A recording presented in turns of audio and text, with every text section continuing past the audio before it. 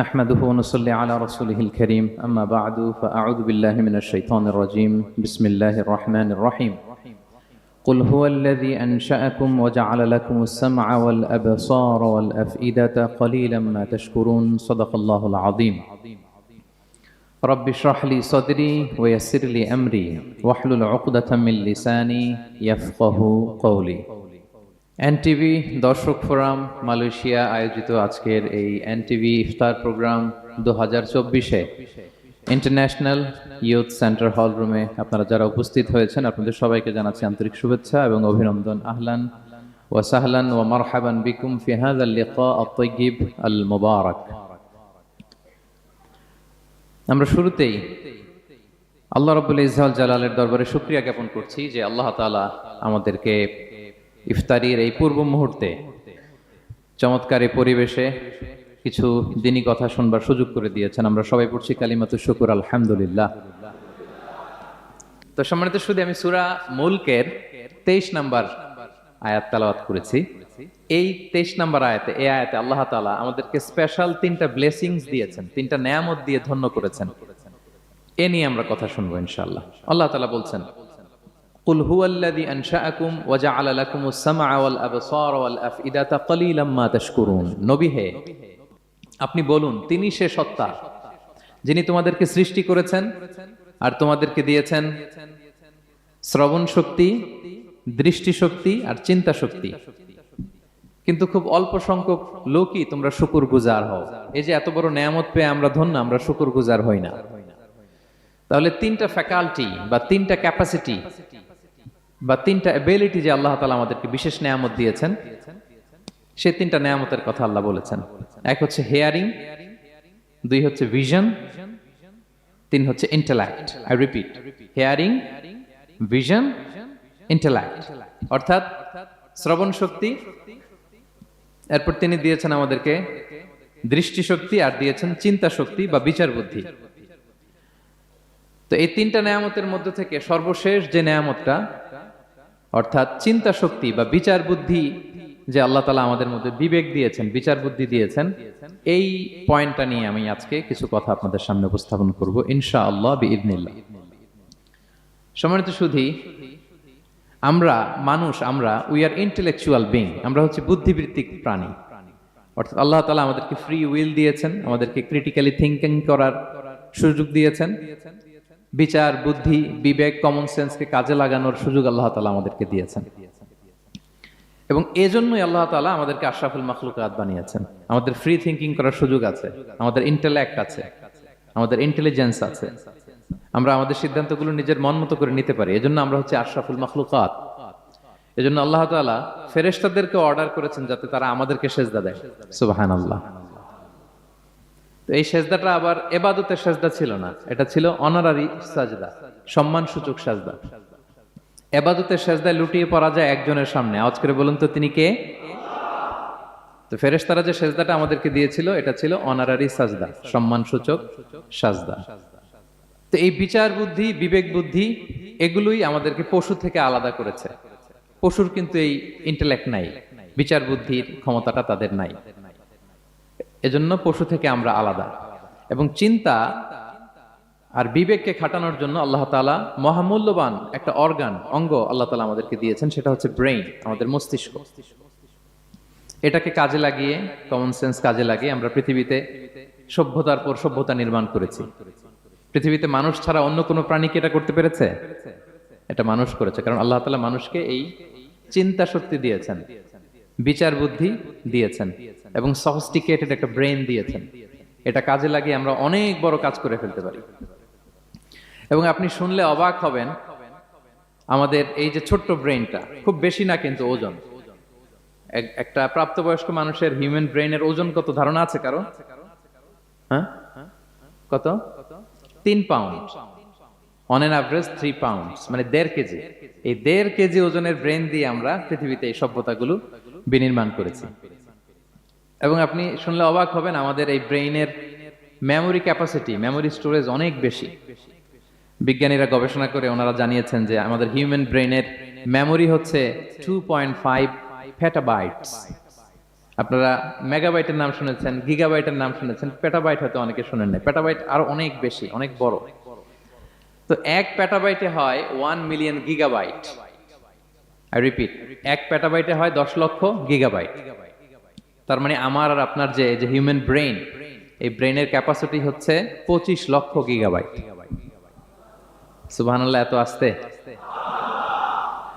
25 lakh gigabyte আমাদের ব্রেইনের memory বা স্টোরেজ। আচ্ছা বলেন, আপনাদের এই যে আইফোন মোবাইল, এটাতে মেমোরি কত? 256 জিবি ম্যাক্সিমাম, ম্যাক্স 256 জিবি। আচ্ছা গেল। এরপর আমাদের ল্যাপটপ গুলোতে মেমোরি স্টোরেজ কত ম্যাক্সিমাম? সাধারণত 500 জিবি, যারা খুব বেশি নেয় হয়তো 1000 জিবি, 1 টেরাবাইট, তাই না? এই তো। তাহলে আমাদের ল্যাপটপ গুলোর মেমোরি স্টোরেজ হচ্ছে 1000 গিগাবাইট। তাতে সারা দুনিয়াটাই যেন এটার ভিতরে ঢুকিয়ে রাখা যায়, ঠিক কিনা? কিন্তু আল্লাহ তাআলা আমাদেরকে যে দয়া করে ব্রেন দিয়েছেন, এটার মেমোরি ক্যাপাসিটি হচ্ছে 25 লক্ষ গিগাবাইট। আল্লাহু আকবার। এবং আপনি শুনলে অবাক হবেন, এই ব্রেনের ভিতরে আল্লাহ তাআলা অনেক নিউরন দিয়েছেন, মানে স্নায়ু কোষ, যে নিউরন গুলো ব্রেনের মেসেজ গুলো, ইনফরমেশন গুলোকে ট্রান্সমিট করে। আমাদের ব্রেইনে এই স্নায়ু কোষের সংখ্যা বা নিউরনের সংখ্যা মোর দেন 100 বিলিয়নস, মানে 10,000 কোটিরও বেশি। তো আমরা যত বেশি চিন্তা করি, যত বেশি ব্রেইন খাটাই, আমাদের এই স্নায়ু কোষগুলোর মধ্যে সংযোগায়ন বাড়ে, মানে নিউরন কানেক্টিভিটি বাড়ে। এই ব্যাপারে পৃথিবীতে সবচেয়ে বড় স্পেশালিস্ট হচ্ছে ডক্টর হার্বার্ট বানসন, হার্ভার্ড ইউনিভার্সিটির একজন অ্যাসোসিয়েট প্রফেসর। তো তাকে জিজ্ঞেস করা হয়েছিল মানুষের এই নিউরন কানেক্টিভিটি সর্বোচ্চ কত হতে পারে, একজন মানুষ যত চিন্তা করুক, যত ব্রেন খাটাক, কত হতে পারে। তো সে গবেষণা করে বলেছিল 25-এর ডান দিকে 30টা শূন্য বসালে যত হতে পারে, একটা মানুষের মাথার স্নায়ুগুলোর সংযোগায়ন বা নিউরন কানেক্টিভিটি ঠিক তত হতে পারে।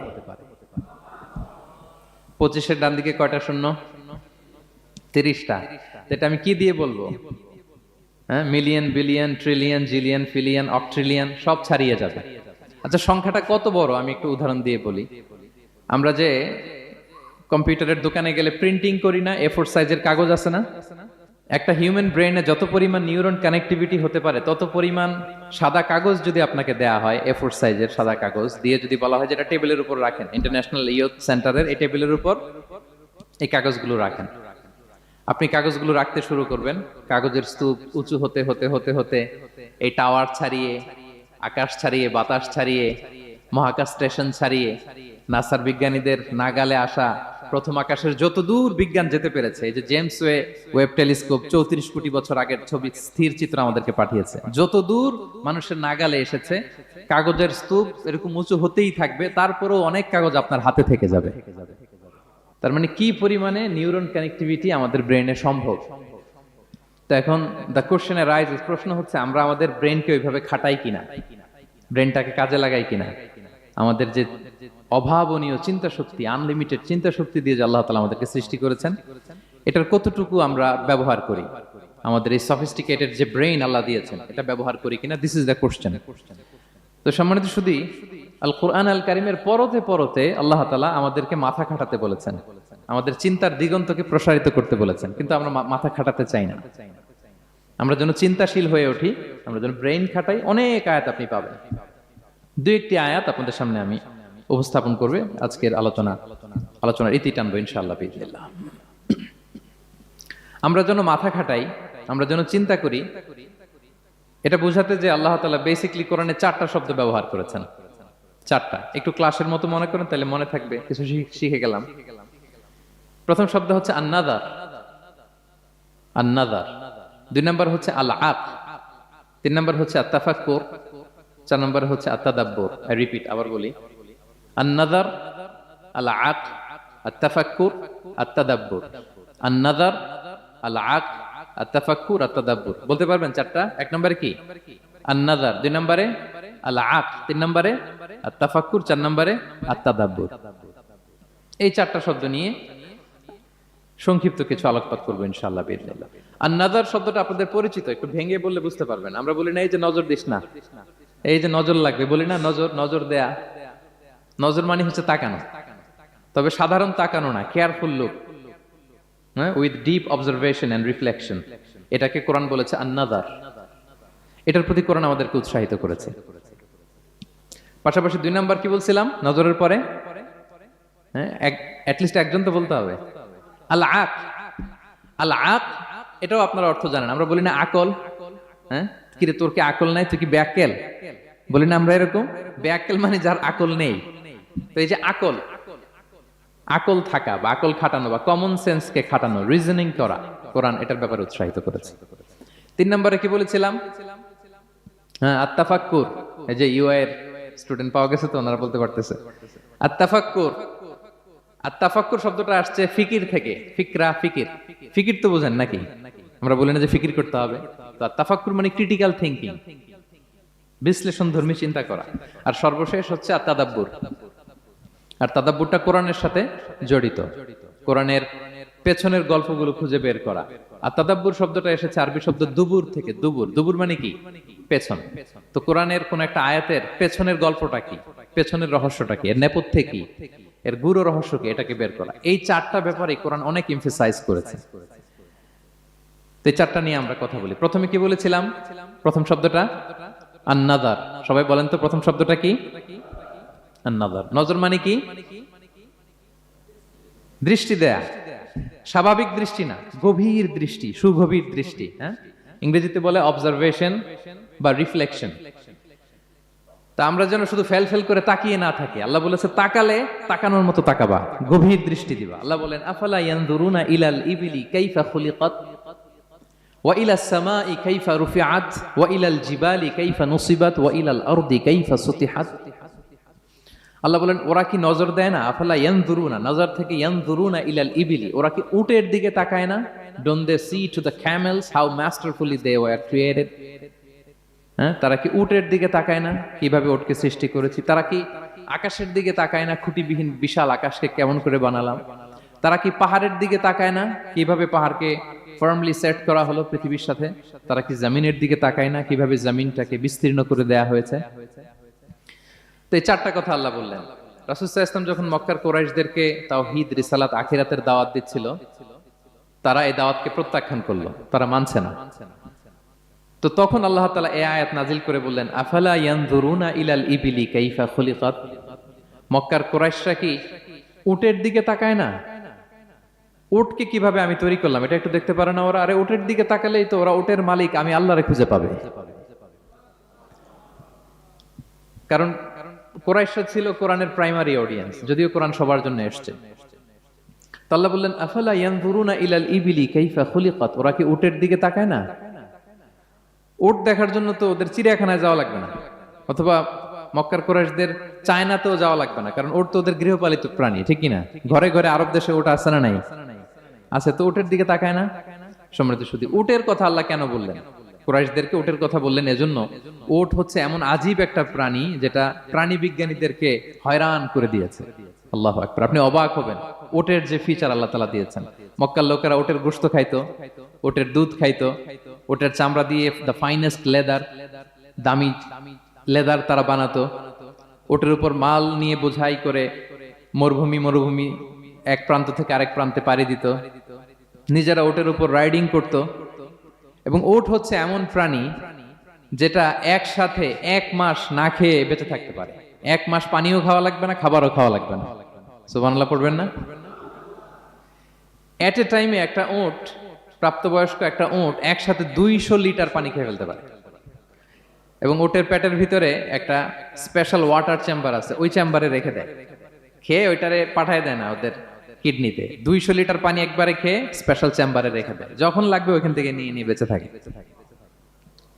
1 মাস না খেয়ে বেঁচে থাকে কি করে? উটের পিঠে দেখবেন একটা কুজ আছে, একটা উঁচু উটকে যদি কল্পনা করেন উপরে একটা কুজ আছে না, এই পুরো কুজটা হচ্ছে চর্বির আধার। তো ওটের যখন খাবার থাকে না মরুভূমিতে, মাসের পর মাস যখন চলে, ওই চর্বি থেকে এনার্জি নিয়ে সে মরুভূমিতে চলে, সে না খেয়েও বাঁচতে পারে। আমাদের চোখের মধ্যে যেমনি একটা পাপড়ি, এরকম এক পাপড়ি দিয়ে উটকে আল্লাহ বানায় নাই, ডবল লেয়ারের পাপড়ি দিয়েছে। কারণ মরুভূমির মধ্যে চলতে পথে লু হাওয়া থাকবে, মরুভূমির সাইমুম, বালুর ঝড়, এই ঝড় মোকাবেলার জন্য, লু হাওয়া মোকাবেলার জন্য ডবল লেয়ারের চোখের পর্দা। একটা পর্দা ফেলে রাখে আর একটা খুলে সে হাঁটতে থাকে, তার কিছুই হয় না। সুবহানাল্লাহ। আমাদের 98 ডিগ্রি ফারেনহাইটের স্বাভাবিক তাপমাত্রা, তাই না? 99 ডিগ্রি হলে আমাদের জ্বর, 100 ডিগ্রি হলে জ্বর, 101, 2 সর্বোচ্চ আমরা সহ্য করতে পারি। এর বেশি যদি হয়, 103 ডিগ্রি হলে বেহুশ হয়ে যায় মানুষ। 4 ডিগ্রি হলে আমাদের দেহের ভেতরে যে কোষগুলো আছে এগুলো মরে যায়। কিন্তু একটা উট মরুভূমির তাপমাত্রায় প্রতিদিন 104 ডিগ্রি, 5 ডিগ্রি তাপমাত্রা সহ্য করে খুব স্বাভাবিক উট চলতে পারে, তার কিছুই হয় না। এবং মরুভূমির মধ্যে যে ক্যাকটাস আছে, গুলমলতা, বড় বড় কাঁটা জাতীয় গাছ, যেই কাঁটা পৃথিবীর কোনো প্রাণী খেতে পারবে না, কিন্তু একটা উট অনায়াসে খেয়ে ফেলতে পারে। উটের জিহ্বাকে এবং পাকস্থলীকে আল্লাহ এমন স্পেশালি মেড করেছেন, যত কাঁটা দিবেন খেয়ে সাবার ওর কিছুই হয় না। সুবহানাল্লাহি বিহামদিহি। আল্লাহ বলে, আফালা ইয়ানজুরুনা ইলাল ইবিলি কাইফা খুলিকাত, ওরা কি উটের দিকে তাকায় না? আরে উটকে নিয়ে গবেষণা করলেই তো উটের মালিককে খুঁজে পায় তারা। এরপর বললেন, ওয়া ইলাস সামাই কাইফা রুফিআত, ওরা কি আকাশের দিকে তাকায় না, কিভাবে খুঁটি ছাড়া আকাশকে আমি বানিয়েছি। আপনারা যখন বিমানে চড়েন তখন কি শুধু ভিডিও করতে থাকেন নাকি? মেঘের ভিডিও, আকাশের ভিডিও, তখন তাকাবেন আকাশের দিকে। সুবহানাল্লাহ, কিভাবে আল্লাহ আকাশকে তৈরি করেছেন। ওয়ালাকাদ যায়্যানা সামা আদ-দুনিয়া বিজিনাতিনিল কাওয়াকিব, আল্লাহ বলেন এই প্রথম আকাশটাকে আমি তারা দিয়ে সুশোভিত করেছি, বিশাল বিশাল তারা। এই যে আমরা সূর্য দেখি, এটা একটা তারা, পৃথিবীর চেয়ে 13 লক্ষ গুণ বড় এই সূর্য। কত গুণ বড় বলে ফেললাম হুট করে মুখ দিয়ে, কিন্তু কল্পনা করতে পারতেছি। তার মানে 13 লক্ষটা পৃথিবী সূর্যের মধ্যে রাখার জায়গা আছে। তাই বলে মনে করেন না যে সূর্য অনেক বড় সাইজের তারা। ন, সূর্য এই মহাশূন্যের খুব ছোট্ট সাইজের একটা তারা। সূর্যের চেয়ে লক্ষ কোটি গুণ তারা আছে। যে সূর্য পৃথিবীর চেয়ে 13 লক্ষ গুণ বড়, ওই সূর্যের চেয়ে কোটি গুণ বড় তারা আছে। এরকম লক্ষ কোটি কোটি তারা নিয়ে আমাদের গ্যালাক্সি মিল্কি ওয়ে, এরকম কোটি কোটি গ্যালাক্সি আছে। সুবহানাল্লাহ, কোটি কোটি গ্যালাক্সি নিয়ে আমাদের এই প্রথম আকাশের মহাশূন্য। তার মানে পুরো প্রথম আকাশটাকে যদি একটা মানচিত্র দেয়া হয়, ওইখানে মাইক্রোস্কোপ দিয়ে পৃথিবীকে খুঁজে পাওয়া যাবে না।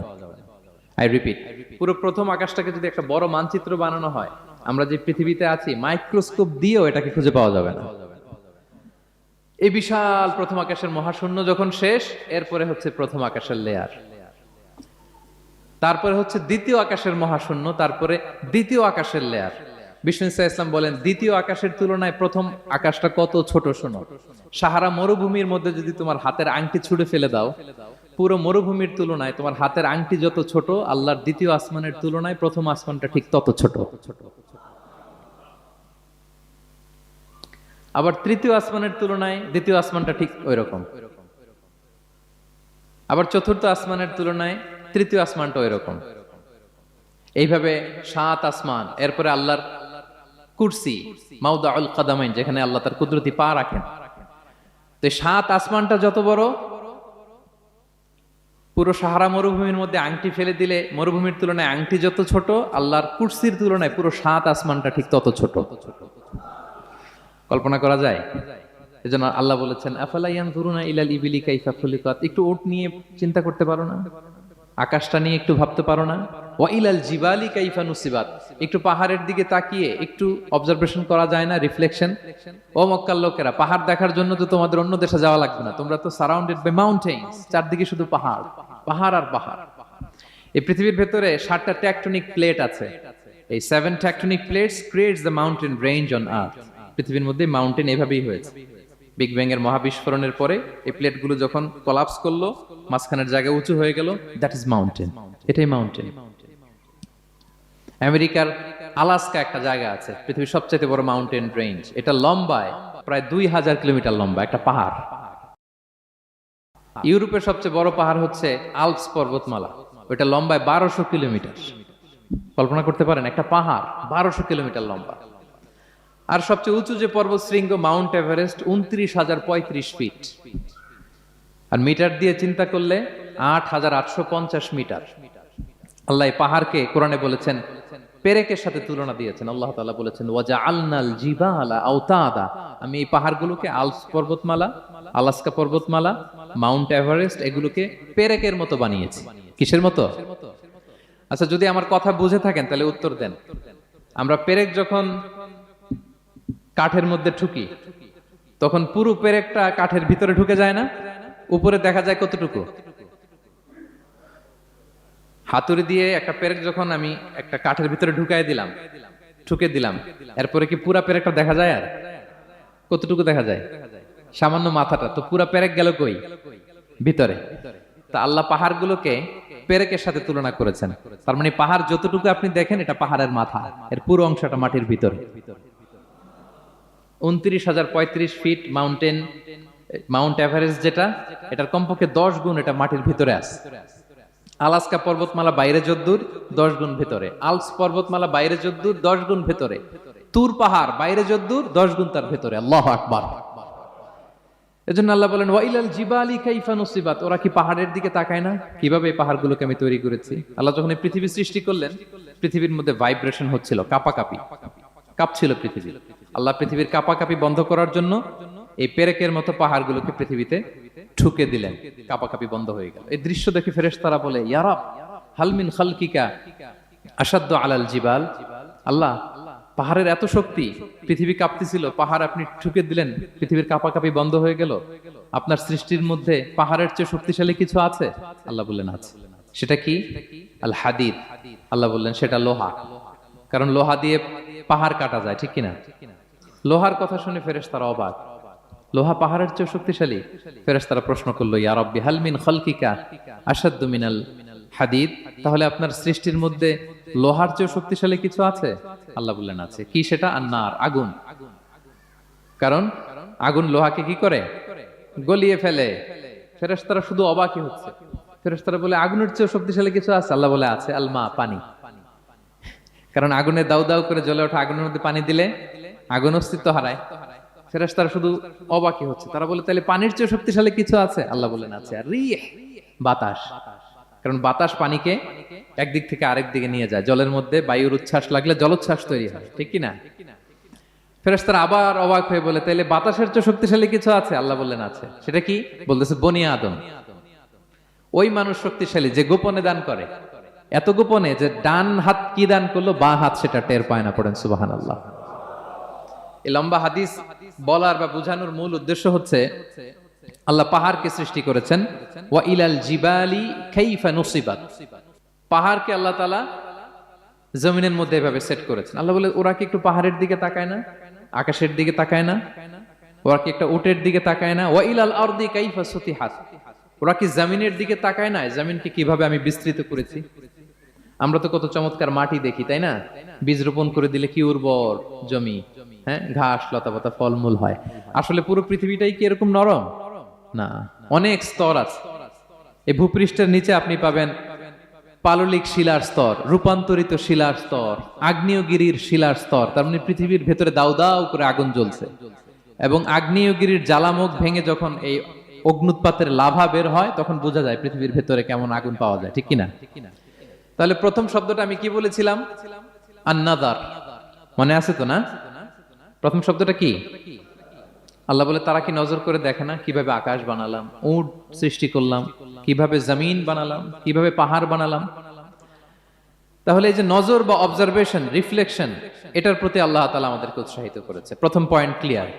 মোট পয়েন্ট আলোচনা করব 4টা, বলেন তো কয়টা? একটা ক্লিয়ার। 2 নাম্বার কি ছিল দেখি কার মনে আছে কিনা? আল আকল, রাইট, কমন সেন্স, রিজনিং। আমরা যেন আমাদের কমন সেন্স খাটাই, কোরআনের পরতে পরতে আল্লাহ তাআলা আমাদেরকে উৎসাহিত করেছেন। এবং ইন্টারেস্টিংলি জাহান্নামীরা যখন জাহান্নামে যাবে তারা কি বলবে জানেন? সূরা মুলকে এসেছে, তারা বলবে ওয়াকালু লাউ কুননা নাসমাউ আও নাআকিলু মা কুননা ফি আসহাবিস সাঈর। তারা বলবে হায় রে, নবীদের কথা যদি মানতাম আর যদি একটু কমন সেন্স খাটাইতাম তাহলে তো জাহান্নামে আসা লাগতো না। ওই দিনের এই আফসোসে কোনো কাজ হবে? প্রিয় ভাইরা, ওই দিন যত আফসোস করেন কোনো কাজ হবে? তাহলে জাহান্নামীরাও আফসোস করবে হায় রে, একটু যদি আকল খাটাইতাম তাইলে আজকে আর জাহান্নামের আগুনে পোড়া লাগে না। নবীদের কথা যদি শুনতাম আর যদি আকল খাটাতাম, কি খাটাতাম, তাইলে আজকের এই কঠিন অবস্থা আমাদের পড়া লাগতো না। কোরআনের বিভিন্ন আয়াত আল্লাহ তাআলা আমাদেরকে বলেছেন আফালা তাআকিলুন, তোমরা কি আকল খাটাবা না? এই যে দামি কমন সেন্স দিলাম, একটু বুদ্ধি কি খাটাবা না, আকল খাটাবা না তোমরা? এবং কোরআনের একটি আয়াতে আল্লাহ তাআলা বিভিন্ন কসমিক সিম্বলস, ন্যাচারাল ফেনোমেনা, এগুলো উল্লেখ করে সবশেষে তিনি বলেছেন লা আয়াতিন লিকাউমি ইয়াকিলুন, নিশ্চয়ই এগুলোর মধ্যে নিদর্শন রয়েছে, সাইন রয়েছে, কাদের জন্য? লিকাউমি ইয়াকিলুন, যারা আকলবান। যারা কমন সেন্স খাটায়। এই আয়াতে আল্লাহ কি কি বলেছেন, দীর্ঘ আলোচনা, আমি খুব সংক্ষেপে বলছি। আল্লাহ তাআলা বলছেন, ইন্না ফি খালকিস সামাওয়াতি ওয়াল আরদি ওয়া ইখতিলাফিল লাইলি ওয়ান নাহারি ওয়াল ফুলকিল্লাতি তাজরি ফিল বাহরি বিমা ইয়ানফাউন নাস ওয়া মা আনজালাল্লাহু মিনাস সামাই মিন মাইন ফাহিয়া বিহিল আরদা বা'দা মাউতিহা ওয়া বাসসা ফিহা মিন কুল্লি দাব্বা ওয়া তাসরিফির রিয়াহি ওয়াস সাহাবিল মুসাখখারি বাইনাস সামাই ওয়াল আরদি লাআয়াতিন লিকাওমি ইয়াকিলুন। সবগুলো বলে আল্লাহ বললেন এগুলোর মধ্যে নিদর্শন আছে তাদের জন্য যারা কমন সেন্স খাটায়। কি বললেন আল্লাহ? আল্লাহ বললেন আকাশ জমিনের সৃষ্টির মধ্যে, দিবারাত্রির পরিবর্তনের মধ্যে, এই যে 24 ঘন্টার 12 ঘন্টা দিন 12 ঘন্টা রাত, আহ্নিক গতির কারণে এই যে দিবারাত্রি আমরা পাই, এই পৃথিবীটা তার অরবিটে কক্ষে যেমনি ঘুরে, আবার পৃথিবীটা তার অক্ষেও ঘুরে। যে আপনারা যারা ক্রিকেট খেলছেন এরকম স্পিন বল করেন না? হ্যাঁ, কমন পড়ছে? স্পিন বল করলে বলটা কিভাবে যায় বলেন তো? ঘুরতে ঘুরতে যায়। তো পৃথিবী যখন সূর্যের চারদিকে কক্ষে ঘুরে, ওই ঘোরার মুহূর্তে সে নিজে স্পিনিং হইতে থাকে, ঘুরতে থাকে। ওই স্পিন হইতে তার এক পিঠ থেকে আরেক পিঠে ঘুরতে তার 24 ঘন্টা সময় লেগে যায়। ওইটার কারণে দিবারাত্রি হয়। 12 ঘন্টায় আমরা দিন পাই, 12 ঘন্টায় আমরা রাত পাই। আল্লাহ বলেন এই দিবারাত্রির পরিবর্তনের মধ্যে নিদর্শন আছে। তারপরে সাগরে যে ভেসে বেড়ায় বড় বড় নৌযান, জলযান, আপনারা দেখেছেন কিনা জানি না, এই যে icon of the ocean, Titanic জাহাজের চেয়ে 10 গুণ বড় জাহাজ, আমি দেখে এসেছি পশ্চিমা দেশগুলোতে। এত বিশাল বড় জাহাজ, এটা সামনে দাঁড়ালে এটার দৈত্যের মতো মনে হয়। মালয়েশিয়াতে তো অনেক কন্ডোমোনিয়ামস, 10-15টা কন্ডোমোনিয়ামস একসাথে জোড়া লাগালে এটা যত বড়, ওই ক্রুজগুলো, জাহাজগুলো এত বড়। এক একটা জাহাজের ভেতরে 3000-4000 হোটেল রুম আছে, 8-10টা রেস্টুরেন্ট আছে, ফুটবল স্টেডিয়াম আছে, থিম পার্ক আছে, বিশাল একটা এন্টায়ার সিটি। এই বিশাল ক্রুজগুলো, Icon of the Sea, Virgin Voyages, Royal Caribbean, এগুলো সাগরের উপর দিয়ে ভেসে বেড়ায়।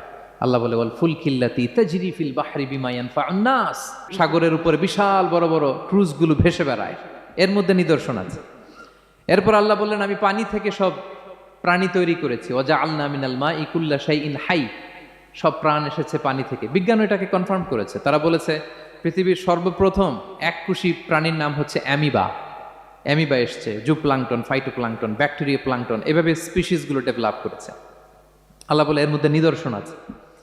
এরপর আল্লাহ তাআলা বলেছেন মৌসুমী বায়ু, এই যে বায়ুর প্রবাহ, এতে নিদর্শন আছে। আর আকাশ জমিনের মাঝখানে যে মেঘমালাগুলো ভেসে বেড়ায়, এই সবগুলোর ভেতরে নিদর্শন আছে। কাদের জন্য? আল্লাহ বলেন লা আয়াতিন লিকাওমি ইয়াকিলুন, তাদের জন্য যারা আকল খাটায়, যারা কমন সেন্স খাটায়। সুবহানাল্লাহ পড়বেন না? এজন্য বিমানে যদি আপনারা উইন্ডো সিট পান, কি করবেন আজকে থেকে বলেন? উইন্ডো সিটের পাশে বসে বসে রিল দেওয়ার জন্য ভিডিও মেক করব। কি করবেন?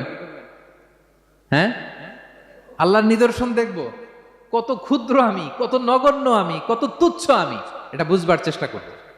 তাহলে 4টা পয়েন্টের 2টা চলে গেল, একটা হচ্ছে নাযার আর একটা হচ্ছে আল আকল। 3 নাম্বার কি ছিল? একজন বলতে হবে। আত-তাফাক্কুর। আত-তাফাক্কুর মানে ক্রিটিক্যাল থিংকিং। ক্রিটিক্যাল থিংকিং করা। আল্লাহ যে আমাদেরকে ব্রেন দিয়েছেন, এটা দিয়ে ক্রিটিক্যাল থিংকিং করা, ব্রেনটাকে কাজে লাগানো, গড্ডালিকা প্রবাহে ভেসে না বেড়ানো, ব্রেনটাকে আমরা যেন কাজে লাগাই। আত-তাফাক্কুর। ইব্রাহিম আলাইহিস সালাম এই আত-তাফাক্কুর বা ক্রিটিক্যাল থিংকিং এর ক্ষেত্রে আমাদের জন্য অনুপম আদর্শ ছিল। কোন নবীর নাম বললাম? সবাই বলেন তো নবীর নাম কি? উনি যেই সময়টাতে পৃথিবীতে এসেছিলেন তখন কেউ করতো তারার পূজা, কেউ করতো চাঁদের পূজা, কেউ করতো সূর্যের পূজা। আমরা হইলে কি করতাম? কোনো এক দলে ঢুকে যেতাম। কি বলেন? এক দল করে তারার পূজা, আরেক দল সূর্যের, আরেক দল চাঁদের। আমরা হইলে কি করতাম? এক দলে ঢুকে যেতাম। উনি ঢুকেন নাই। উনি এই তারকা পূজারী, সূর্য পূজারীদের চিন্তার দেয়ালে আঘাত করেছেন। সুবহানাল্লাহ। ফালাম্মা জান্না আলাইহিল লাইলু রাআ কাওকাবা। উনি কিভাবে সত্যের সন্ধান পেলেন দেখেন। উনি রাত্রিবেলা যখন দেখেন যে লোকজন তারার পূজা করে, উনি ভাবলেন হাযা রব্বি, তারাই কি আমার রব? পরে দেখে না, দিনের বেলায় তারারে আর খুঁজে পাওয়া যায় না। এখন মনে মনে ভাবে হায় রে, আমার রব যদি আবার মাঝে মধ্যে না থাকে তো আমি যাব কই? এক সময় উনি আসে, আরেক সময় নাই। এরকম খোদা দিয়ে আমাদের কোনো লাভ আছে? যিনি সবসময় আমার টেক কেয়ার করবে, আমরা তো ওই খোদার ইবাদত করি, ঠিক কিনা? উনি বললেন না না, এই তারা আমার রব হতে পারে না। এরপর দেখা যায় আরেকদিন রাত্রিবেলা সবাই চাঁদের পূজা করে, কি দ্যুতিময় চাঁদ, জ্যোৎস্না ছড়ায়। তো উনি ভাবলেন আহাদা রাব্বি, এটাই কি আমার রব? পরে দিনের বেলা যখন দেখে না, চাঁদ তো আর দেখা যায় না, চাঁদ তো আর নাই, ভ্যানিশ, ডিসঅ্যাপিয়ার। পরে বলে না, চাঁদ আমার রব হতে পারে না। এবার দিনের বেলা দেখলেন দ্বিপ্রহরের জল জলে সূর্য খা খা রোদ বিলাচ্ছে গোটা বিশ্বে। দেখে যে সবাই এটার ফলোয়ার বেশি, সবাই সূর্যের পূজা করে। কিন্তু আবার গোধূলি লগ্নে সানসেটের টাইমে যখন সূর্যও ডুবে গেল, হায় হায়, উনি বিপদে পড়লেন, এবার আমি কই যাব, সূর্যও তো থাকে না। আল্লাহু আকবার। তখন তিনি ঘোষণা দিলেন, ইন্নী ওয়াজ্জাহতু ওয়াজহিয়া লিল্লাযী ফাতারাস সামাওয়াতি ওয়াল আরদা হানিফা ওয়া মা আনা মিনাল মুশরিকিন। হে তারকা পূজারী, হে চাঁদের পূজারী, হে সূর্য পূজারী, আমি তোমাদের কোনো দলের সাথে নাই, বরং আমি আমাকে ওই সত্তার দিকে মনোনিবেশ করলাম, আত্মসমর্পণ করলাম। ফাতারাস সামাওয়াতি ওয়াল আরদ, যিনি আকাশ সৃষ্টি করেছেন, জমিন সৃষ্টি করেছেন। হানিফা ওয়া মা আনা মিনাল মুশরিকিন, আমি শিরক করি না, আমি হানিফ হিসেবে সেই আল্লাহর ইবাদত শুরু করে দিলাম। পড়েন আল্লাহু আকবার। তাইলে উনি স্রোতে গা ভাসান নাই, কোন এক দলে না ঢুকে উনি ওনার ক্রিটিক্যাল থিঙ্কিং, ওনার অ্যানালজি, ওনার বিবেককে উনি কাজে লাগিয়েছেন। তো সম্মানিত শুধু এজন্য চিন্তা করা, এটাকে আরবিতে বলে আত-তাহান্নুস মিন বাকায়া আল ইব্রাহিমিয়া। এটা ইব্রাহিমী চিন্তার অবশিষ্টাংশ। সেদিন ইব্রাহিম আলাইহিস সালাম এভাবে চিন্তা করতেন, গবেষণা করতেন। সূরাতুন নাহলে আল্লাহ তাআলা মৌমাছি কিভাবে মধু সংগ্রহ করে এই ইনফরমেশনটা যখন আমাদের সামনে পেশ করলেন, এই আয়াতের শেষেও তিনি একই কথা বললেন, ইন্না ফি যালিকা লাআয়াতান লিকাওমি ইয়াতাফাক্কারুন। নিশ্চয় এর মধ্যে যারা চিন্তাশীল তাদের জন্য নিদর্শন আছে। মৌমাছি যে মধু সংগ্রহ করে, আপনারা মৌচাক দেখছেন? কে কে দেখি মৌচাক দেখছেন? মাশাআল্লাহ, আচ্ছা ঠিক আছে। রাসূল সাল্লাল্লাহু আলাইহি ওয়াসাল্লাম মধু বড্ড পছন্দ করতেন। পিওর হানি, দুর্গন্ধওয়ালা হানি তিনি খেতেন না, পিওর হানি খাবেন, খুবই এনার্জেটিক। এবং কোরআনে মাত্র দুইটা জিনিসকে শেফা বলা হয়েছে, এক হচ্ছে কোরআনকে বলা হয়েছে শেফা, আর এই মধুকে বলা হয়েছে শেফা। সুবহানাল্লাহ। আল্লাহ তাআলা বললেন, ওয়া আওহা রাব্বুকা ইলান নাহলি আনিত্তাখিযি মিনাল জিবালি বুয়ুতা ওয়া মিনাশ শাজারি ওয়া মিম্মা ইয়ারিশুন। আল্লাহ তাআলা মৌমাছিকে শিখাই দিলেন কিভাবে মৌচাক বাঁধতে হবে। এবং আল্লাহ বললেন, ইত্তাখিযি মিনাল জিবালি বুয়ুতা, তোমরা পাহাড়ে মৌচাক বাঁধো, ওয়া মিনাশ শাজার, গাছের মগ ডালে বাঁধো, অথবা উঁচু মাচার উপরে বাঁধো, যাতে গ্রামের ছোট্ট ছেলেরা ঢিল মারতে না পারে। মৌচাক যারা দেখছেন, এটা কি নিচু নিচু জায়গায় মৌমাছির মৌচাক হয় না, উঁচু একেবারে মগ ডালে। এটা মৌমাছিরা শিখাই দিছে কে? হ্যাঁ, কে শিখিয়েছে? আল্লাহ সুবহানাহু ওয়া তাআলা মৌমাছিকে শিখিয়ে দিয়েছে।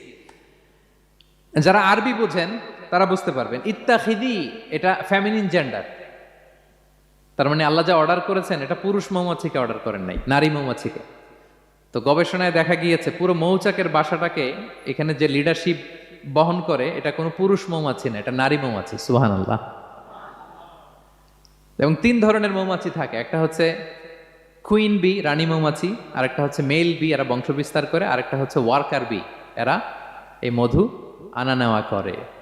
তা আল্লাহ এদেরকে বললেন, কুলি মিন কুল্লি সামারাত, এই মৌমাছি তোমরা আশেপাশের সব সুন্দর সুন্দর ফুল থেকে, ফল থেকে, ফ্লাওয়ার নেকটারস, পুষ্পরস সংগ্রহ করে নিয়ে আসো। মধু এত স্বাস্থ্যকর, হেলদি ডায়েট কেন? কারণ আশেপাশের গাছের মধ্যে এখানে আপনার ভেষজ গাছ আছে, ঔষধি গাছ আছে, বনাজি গাছ আছে, ঠিক কিনা? তো মৌমাছিগুলো সেখান থেকে ফ্লাওয়ার নেকটারস, পুষ্পরস সংগ্রহ করে আবার চলে আসে। এবং আল্লাহ বললেন, ফাসলুকি সুবুলা রব্বিকি যুলুলা, পথ ভুলে যাও না, যেই পথে গেছো ওই পথে ফিরে আসো। একটা মৌমাছি মৌচাক থেকে প্রায় 10 কিলোমিটার দূরেও অনেক সময় চলে যায়, আবার 10 কিলোমিটার পথ চিনে আবার মৌচাকে এটার ফিরায় আনে কে? এই পুরো মেকানিজমটা নিয়ে গবেষণা করে অস্ট্রিয়ান একজন সায়েন্টিস্ট, তার নাম হচ্ছে কার্ল ব্রনফেশ, সে একটা বই লিখেছে, দ্য ডান্সিং বিজ, এবং এই বই লিখে সে নোবেল লরেট হয়েছে, নোবেল প্রাইজ পেয়েছে। আমরা তো মধু পাইয়া হাতের তালুর মধ্যে নিয়ে জিহ্বা দিয়ে চাটি, আমাদের তো আর ব্রেন খাটানোর ওই সময় নাই। ওই কার্ল ভন ফ্রেশ, সে এই মৌমাছি নিয়ে গবেষণা করে নোবেল প্রাইজ পেয়েছে। আর আমরা মাথা খাটাইতে পারলাম না। তো সে গবেষণা করে পেয়েছে, মানে কোরআনের আয়াত যা যা বলেছে সে তাই পেয়েছে। মৌমাছি ওখান থেকে ফুলের পুষ্পরস, ফ্লাওয়ার নেকটারস এনেই কিন্তু মৌচাকে রাখে না, ওইটারে সে খেয়ে ফেলে। এবং সে গবেষণা করে পেয়েছে এক একটা মৌমাছির 2টা স্টোমাক, 2টা পাকস্থলী। একটা পাকস্থলীতে সে নিজের খাবার দাবার খায়, আরেকটা পাকস্থলীতে এই পুষ্পরস, ফ্লাওয়ার নেকটার্স গুলা সে রাখে। সেখানে আল্লাহ তাআলা একটা স্পেশাল এনজাইম দিয়ে ওইটাকে প্রিজার্ভ করে, প্রত্যেকটা মৌমাছির নিচে একটা টিউব আছে, সে ওই টিউব দিয়ে নল দিয়ে মৌচাকে যে ওই মধুগুলো রেখে আসে। পড়েন সুবহানাল্লাহ। এবং এই মধুর ভেতরে আল্লাহ তাআলা ন্যাচারাল অ্যান্টিসেপটিক রেখেছেন, এটার নাম প্রপোলিস। দ্বিতীয় বিশ্বযুদ্ধে রাশিয়ান সোলজাররা তারা আহত হলে তারা অ্যান্টিসেপটিক কিনে লাগাতো না, তারা মধু লাগায় দিত, আর আহত সোলজার তারা মুহূর্তে সুস্থ হয়ে যেত।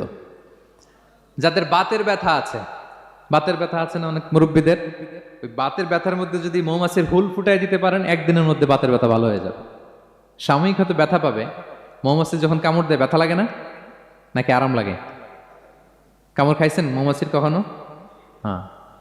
তো বাতের ব্যথার মধ্যে আপনি মৌমাছির হুল ফুটাই দিলে আর ব্যথা নাই। সুবহানাল্লাহ বিহামদি। মুখতালিফুন আলওয়ানু, বিভিন্ন ধরনের ক্রিম হানি, হোয়াইট হানি, ইয়েলো হানি, ব্ল্যাক হানি, নানা ধরনের হানি আল্লাহ তাআলা এইভাবে প্রিজার্ভ করেছেন মৌমাছির মধ্য দিয়ে। আল্লাহ বলেন এই যে এতগুলো মৌমাছি পুষ্প রস এনে মৌচাকের মধ্যে রসগুলো রাখে, মধু তৈরি হয়। আল্লাহ বলেন ইন্না ফি যালিকা লাআয়াতান লিকওমি ইয়াতাফাক্কারুন, নিশ্চয় এর মধ্যে আল্লাহ তাআলা চিন্তাশীলদের জন্য নিদর্শন রেখেছেন। যারা চিন্তা করে, তারা হাতের তালুতে শুধু জিহ্বা দিয়ে চেটে চেটে খায় না, তারা ভাবে কোত্থেকে আসলো এই মধু, কিভাবে মৌমাছিগুলো যায়, কিভাবে ফিরে আসে। তাহলে বলেন তো আমাদের চিন্তাশীলতার দরকার আছে না নাই? সূরা আলে ইমরানের 190 নম্বর আয়াতে আল্লাহ তাআলা বলেছেন, যারা আকাশ বাতাস পৃথিবী সৃষ্টি নিয়ে চিন্তা করে এবং সর্ব অবস্থায় আল্লাহ তাআলার জিকির করে, ওয়া ইয়াতাফাক্কারুনা ফি খালকিস সামাওয়াতি ওয়াল আরদ, এবং তারা তাফাক্কুর করে, ক্রিটিক্যাল থিংকিং করে, এবং তারা বলে মা খালাকতা হাযা বাতিলা, হে আল্লাহ তুমি অনর্থক কিছু সৃষ্টি করো নাই। মনে রাখবেন এই পৃথিবীতে আল্লাহ তাআলা অনর্থক কোনো কিছু সৃষ্টি করে নাই, করেছে? যেটাই সৃষ্টি করেছে এটা এর মধ্যে মানব কল্যাণ আছে না নাই? আল্লাহ তাআলা আমাদের জন্য কল্যাণ রেখেছেন। এবং এই আয়াত যখন নাজিল হল, বিষ্ণু ঈসা ইসলাম বললেন ওয়াইলুন লিমান কারাআহা ওয়া লাম ইয়াতাফাক্কার ফিহা, ধ্বংস তাদের জন্য যারা এই আয়াত তেলাওয়াত করে কিন্তু এই আয়াত নিয়ে চিন্তা করে না, গবেষণা করে না। এবং কোরআনের বিভিন্ন আয়াতে আল্লাহ তাআলা বিষ্ণুনবীকে বলেছেন, নবী হে আপনি আপনার উম্মতদেরকে নবীদের ঘটনা শোনান। কোরআনের 3 ভাগের 1 ভাগ হচ্ছে ঘটনা। পুরো কোরআনের 3 ভাগের 1 ভাগ কি? ঘটনা, স্টোরি টেলিং। কারণ গল্প মানুষের মনে দাগ কাটে। আল্লাহ তাআলা বলেছেন ফাকুসুসিল কসাসা লাআল্লাহুম ইয়াতাফাক্কারুন, নবী হে আপনি তাদেরকে কিচ্ছা শোনান, ঘটনা শোনান, নবীদের কাহিনী শোনান, লাআল্লাহুম ইয়াতাফাক্কারুন, যাতে করে তারা ক্রিটিক্যাল থিংকিং করে। তারা লূত আলাইহিস সালামের কওমের ঘটনা যখন শুনে যে আল্লাহ তাআলা আপসাইড ডাউন করে দিয়েছিলেন, তারা যখন কওমে আদের ঘটনা শুনে, কওমে সামুদের ঘটনা শুনে, তারা যেন চিন্তাশীল হয়। এবং বিশ্বনবীর সাহাবী আবু দারদা রাদিয়াল্লাহু তাআলা আনহু উনি বলতেন তাফাক্কুরু সাআতিন খায়রুন মিন কিয়ামি লাইলা, 1 ঘন্টা কেউ যদি আল্লাহর সৃষ্টি নিয়ে চিন্তা করে সেটা সারা রাত তাহাজ্জুদের সালাত অফার করার চেয়ে উত্তম। আমরা অনেকে মনে করি শুধু তাসবিহ পড়াই ইবাদত, জিকির করাই ইবাদত, শুধু কোরআন তেলাওয়াতই মনে হয় ইবাদত, শুধু কিয়ামুল লাইল করাই ইবাদত। কিন্তু বিশ্বনবীর সাহাবী যিনি ইসলাম আমাদের চেয়ে ঢের বেশি বুঝেছেন, তিনি বলেন আল্লাহর এই সৃষ্টি শৈলী, এই সৃষ্টি নৈপুণ্য নিয়ে 1 ঘন্টা চিন্তা করা, ক্রিটিক্যাল থিংকিং করা, সারা রাত নফল তাহাজ্জুদের চেয়েও সেরা। এবার বলেন আমাদের চিন্তা করার দরকার আছে না নাই? ব্রেনটা খাটাবেন তো? এই যে যারা কনভার্টেড মুসলিম হয় এরা কিন্তু অনেক চিন্তা ফিকির করে, নিজের সাথে নিজে বোঝাপড়া করে, ক্রিটিক্যাল থিংকিং করে, তাদের অ্যানালজি কাজে লাগিয়ে, আল্লাহর দেয়া ব্রেনকে কাজে লাগিয়ে এরপরে শাহাদা পাঠ করে, এমনি এমনি না। এই যে কিছুদিন আগে আমেরিকান এক পপ স্টার কালেমা পড়ছে না? আপনি জানেন একটা ধর্ম চেঞ্জ করা, একটা ফেইথ চেঞ্জ করা, এটা কত বড় সিদ্ধান্ত? হ্যাঁ, বাপদাদার ধর্ম বয়স 30-40, এতদিন যে ধর্ম মানলাম এটাকে চেঞ্জ করে নতুন ধর্মে কনভার্ট হয়, এটা কত বড় সিদ্ধান্ত? Could you imagine that? It's not a joke. নিজের সাথে নিজের অনেক বোঝাপড়া করতে হয়, তারাই ক্রিটিক্যাল থিংকিং করে। এবং বিষ্ণু ঈসা ইসলাম উনি নবী হওয়ার আগেও এই চিন্তার ইবাদত করতেন। তিনি হেরা গুহায় চলে যেতেন, কাবা থেকে 6 কিলোমিটার উত্তরে, 634 মিটার উঁচু, যা বলে নূরের উপরে একটা কেইভ আছে, গুহা, এটার নাম হচ্ছে গারে হেরা। ওখানে বসে বসে তিনি এই চিন্তা করতেন। তার মানে নবী হওয়ার আগে বিশ্বনবীর ইবাদত ছিল চিন্তার ইবাদত। নবী হিসেবে অ্যাসাইন্ড হওয়ার আগে বিশ্বনবীর ইবাদত কি ছিল বলেন তো? নামাজ পড়া, কোরআন তেলাওয়াত করা। কোরআন তো নাজিলই হয় নাই, কোরআন তেলাওয়াত করবে কেমনে? তখন 6 মাস বসে বসে উনি ওখানে কি করেছেন বলেন? ধ্যানমগ্ন করেছেন, ধ্যানমগ্ন ছিলেন, তিনি চিন্তা করতেন। ওইটাই ছিল ওনার আধ্যাত্মিক শিক্ষায়তন। ওই নির্জন গুহার মধ্যে তো উনি যখন চিন্তায় মগ্ন ছিলেন, আল্লাহর সৃষ্টিশৈলী নিয়ে চিন্তা করতেন, ঠিক ওই মুহূর্তে, অন্তিম মুহূর্তে ওই মাহেন্দ্রক্ষণে নাজিল হয়েছে ইকরা বিসমি রাব্বিকাল্লাযী খালাক, read in the name of your lord who has created, পড়ো তোমার প্রভুর নামে যিনি তোমাকে সৃষ্টি করেছেন, শিক্ষা দিয়েছেন। তাহলে সম্মানিত সুধী, ইসলামের সূচনা হয়েছিল, এটা বলা যায় ফাইনালি যে ইসলামের সূচনা হয়েছিল এই চিন্তার ইবাদতের মধ্য দিয়ে। তো আমরা যেন চিন্তা করি। তাহলে 4টা পয়েন্টের 3টা আমরা ক্লিয়ার করে ফেললাম। আর তাফাক্কুর, ক্রিটিক্যাল থিঙ্কিংও শেষ। 4 নম্বর কি বলেছিলাম? হ্যাঁ বলো তো। আর তাদাব্বুর, আর তাদাব্বুর মানে পন্ডারিং অন দ্য কোরআন, কোরআনকে গবেষণা করে পড়া, কোরআনের আয়াতের অন্তর্নিহিত মর্মার্থ, গূঢ় রহস্য উদ্ঘাটনের চেষ্টা করা। আল্লাহ বলেন আফালা ইয়াতাদাব্বারুনাল কোরআন আম আলা কুলুবিন আকফালুহা, ওরা কি কোরআন নিয়ে একটু চিন্তা গবেষণা করবে না, নাকি ওদের অন্তরে জং ধরা তালা পড়ে গিয়েছে? তাহলে আমরা যে গড়গড় করে তেলাওয়াত করি, আল্লাহ শুধু এই তেলাওয়াত করতে বলেননি। হ্যাঁ, তেলাওয়াত করলে প্রতি অক্ষরে 10 নাকি, ঠিক আছে, কিন্তু আল্লাহ বলেছেন ওরা কি কোরআন নিয়ে চিন্তা গবেষণা করবে না? আফালা ইয়াতাদাব্বারুনাল কোরআন, কোরআন তো এসেছে গোটা বিশ্বকে কাঁপিয়ে দিতে, হিস্ট্রিকে বদলে দিতে কোরআন এসেছে। মা আনজালনা আলাইকাল কোরআন লিতাশকা, নবী হে হতভাগা জাতি হিসেবে পৃথিবীতে থেকে যাবেন, এজন্য কোরআন পাঠাই নাই। এটা পৃথিবীর পুরো হিস্ট্রিকে চেঞ্জ করে দিবে। তাদাব্বুরুল কোরআন, আর তাদাব্বুর শব্দটা এসেছে দুবুর থেকে, দুবুর মানে পেছন। আল্লাহ বলেছেন প্রতিটা আয়াত পড়ার সময় এর পেছনের নেপথ্যের গল্পটা কি, এটাকে খুঁজে বের করো। আপনি যত বড় মুফাসসির হন, কোরআনের আয়াত আপনি যত পড়বেন, প্রতিদিন নিত্য নতুন নতুন নতুন তথ্য আপনি পাবেন। আল্লাহর কসম, আমি আল আজহারে কোরআন নিয়ে পড়াশোনা করেছি, IIM এ কোরআন নিয়ে masters, human embryology in the holy Quran, PhD-র 5 বছর, human behavioural patterns in the holy Quran. এখনো তো তাফসির করে যাই, প্রতিদিন কোরআন স্টাডি করি। একটা আয়াত যত পড়ি, প্রত্যেক স্টাডিতে নতুন নতুন ইনফরমেশন আমার মাথায় চলে আসে। শুধু আমার মাথা না, পৃথিবীর যত বড় মুফাসসির হোক তিনি, যত পড়বে কোরআন, যত রিভাইজ করবে, যত রিসার্চ করবে, প্রত্যেক রিভিশনে সে নতুন নতুন তথ্য পাবে। এজন্য আল্লাহ বলেন আফালা ইয়াতাদাব্বারুনাল কোরআন, ওরা কি কোরআন নিয়ে একটু চিন্তা গবেষণা করবে না, নাকি ওদের অন্তরে তালা, জং ধরা তালা লেগেছে? তো সম্মানিত সুধী, আসুন এই কোরআন নাজিলের মাসে আমাদের জং ধরা তালাটাকে আনলক করার জন্য আমরা কোরআনকে with vast concentration, with deep analysis and critical thinking নিয়ে যেন পড়ি। প্রতিটা আয়াত পড়ার সময় এর পেছনের গল্পটা কি, কোন প্রেক্ষাপটে নাজিল হলো, বর্তমান সময়ের সাথে কিভাবে এটাকে অ্যাটাচ করা যায়, এটার অন্তর্নিহিত গূঢ় রহস্যটা কি, এই গূঢ় রহস্য উদ্ঘাটনের কথা, কোরআন নিয়ে গবেষণার কথা এবং চিন্তার কথা বারবার কোরআন আমাদেরকে বলেছে। আমাদের এই চিন্তাকে জাগানোর জন্য এই কোরআন বারবার আমাদের কাছে আহ্বান করেছে। এখন আমাদের কি একটু সময় হবে না কোরআনকে চিন্তার সাথে গবেষণার সাথে পড়ার? হ্যাঁ, চিন্তাশীলতার সাথে গবেষণা করে কোরআন স্টাডি করার দরকার আছে না নাই? বলেন বলেন। হ্যাঁ, পড়বেন তো আপনারা।